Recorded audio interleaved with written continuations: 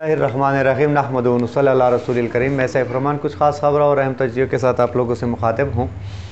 उम्मीद है कि आप सब खैरियत से होंगे और पाकिस्तान की सालमियत खुद मुख्तियारी के लिए दुआगो रहेंगे। जिन लोगों ने इस चैनल को अभी तक सब्सक्राइब नहीं किया वो सब्सक्राइब करें ताकि बर वक्त आप लोगों को हर किस्म की ख़बरें मिलती रहें। अदालत का यानी सुप्रीम कोर्ट का और चीफ जस्टिस साहब का पैमाना सब्र का लबरेज़ हो चुका है, बल्कि लबरेज़ हो चुका था, क्योंकि एक तरफ जो वफाकी वज़रा बयानात दे रहे थे, धमकियां दे रही थी, यानी एक भी बात से पीछे नहीं हटने वाले थे उसका, और एक शोपंच का शिकार था अदालत भी कि करें तो क्या करें। लेकिन अदालत ने आज साफ इस तरह का माहौल बना दिया है कि सबको कहा कि कुछ भी हो जाए अदालत पीछे नहीं हटने वाली। अदालत ने यानी चीफ जस्टिस साहब ने ये भी बताया कि कल जो एजेंसी के लोग आए थे उसको भी हमने समझाया, उसको भी कहा कि फ़ैसला हो चुका है, अब हम पीछे नहीं हटने वाले। और इस बात से तो जितने भी अदालत में थे सब इस तरह समझे कि सबकी काम पे टांग गई, और कहते कि जब उनको ये बात बताई गई है तो फिर हमारी तो खैर ही नहीं है। दूसरी बात आप लोगों को ये भी बताता चलूँ कि चीफ जस्टिस साहब खामोश तो बैठ नहीं सकते कि बस कुछ भी कर लें, जो बयानात देते हैं, इलेक्शन कराते हैं नहीं कराते।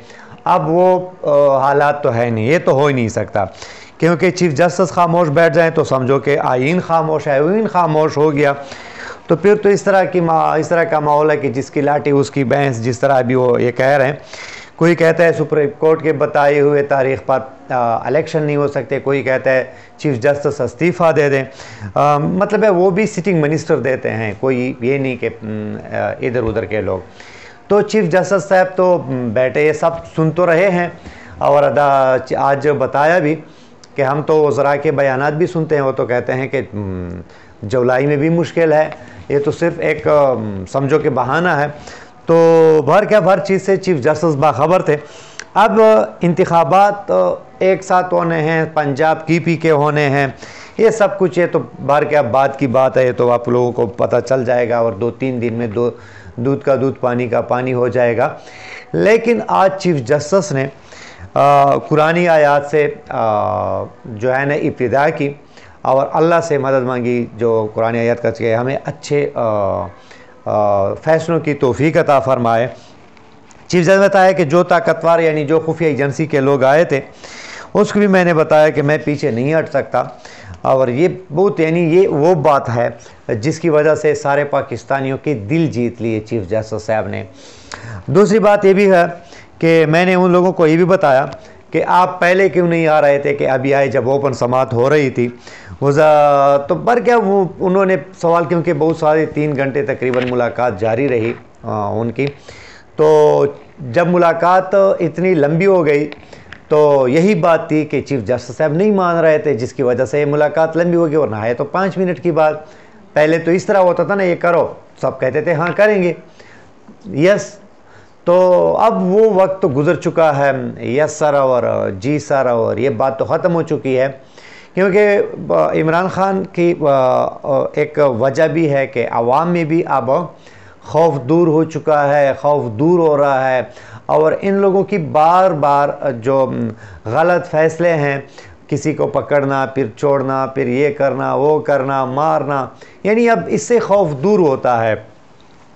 तो दिफा के जो समात के लिए एक दरख्वास्त दी थी कि एक साथ इलेक्शन हो जाए, उसको तो नाकाबिल समात करार दिया चीफ जस्टिस साहब ने।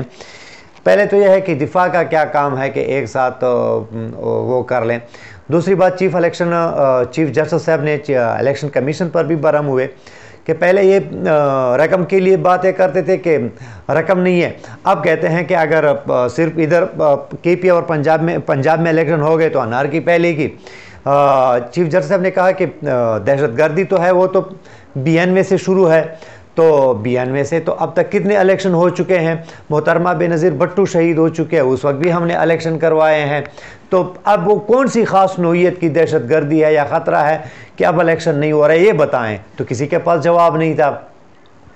कुछ वो कच्चे के इलाके में वो ऑपरेशन कर रहे हैं, फ़र्ज़ करो 10, 15, 20 या 50 गाड़ी होंगे, तो उसका बहाना तो नहीं, वो तो रुक भी सकते हैं, मतलब है इलेक्शन के बाद वो करा लें या इलेक्शन से पहले करा के ख़त्म करा दे, फिर इलेक्शन के लिए जो पुलिस वाले हैं। अब एक बात यहाँ ये भी है कि अभी एक पंजाब के लिए सिक्योरिटी आपके पास नहीं है, तो पूरे पाकिस्तान के लिए सिक्योरिटी आप कहाँ से लाएंगे जो पहले लाते थे? यानी मतलब बहुत सारे सवालात हैं जिसकी उसके पास जवाबात नहीं है।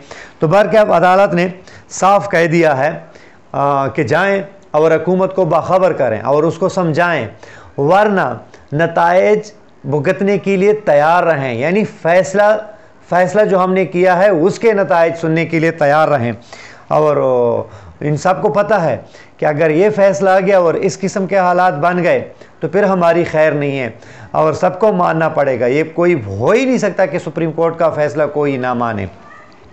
तो बहरकैफ चीफ जस्टिस साहब ने साफ कह दिया है। दूसरी बात यह है, इम्पोर्टेड हुकूमत कुछ भी कर ले, आज की जो समात है इसके बाद कुछ भी कर ले, अवाम, पाकिस्तानी अवाम इलेक्शन की तैयारी करें, क्योंकि अब इलेक्शन होने ही होने हैं। चीफ जस्टिस ने साफ कह दिया है, इलेक्शन तो होकर रहेंगे। बाकी एक बात मैं आप लोगों को बताता चलूं कि जो डंडा आज सुप्रीम कोर्ट ने दिखा दिया है, वो डंडा सबने देख लिया है और उनको पता है कि अगर ये डंडा चल गया तो फिर हमारी खैर नहीं है। अब उसकी वजह से ये इलेक्शन तो इन्होंने कराने हैं। दूसरी बात, मुज़ाकरात के लिए जो माहौल बना रहे हैं, फजल रहमान नहीं मान रहे, उसके साथ नून लीगी कुछ लोग हैं, वो भी फजल रहमान को और फजल रहमान उसको वरगला रहे हैं, आपस में गठजोड़ है कि मुज़ाकरात से पीछे हटें। तो उसको मनाने के लिए बिलावल, कमर ज़मान कायरा, फैसल करीम कुंडी समेत उसके आबाई गाँव पहुँच गए हैं। अब उसको मना रहे हैं और आसिफ जरदारी का एक ख़ास पैगाम उसको पहुंचा दिया गया है। अब देखते हैं वो क्या करते हैं, क्योंकि है तो सारा बड़ा गेम, यानी बड़े लोग ये गेम तैयार कर, बड़ों ने ये गेम तैयार किया था और अब बड़ों ने जरदारी के थ्रू इसको ये पैगाम पहुंचाया है। तो उम्मीद तो यही है कि मानेंगे, क्योंकि बड़ों की बात माननी चाहिए। फिर देखते हैं कि क्या होता है।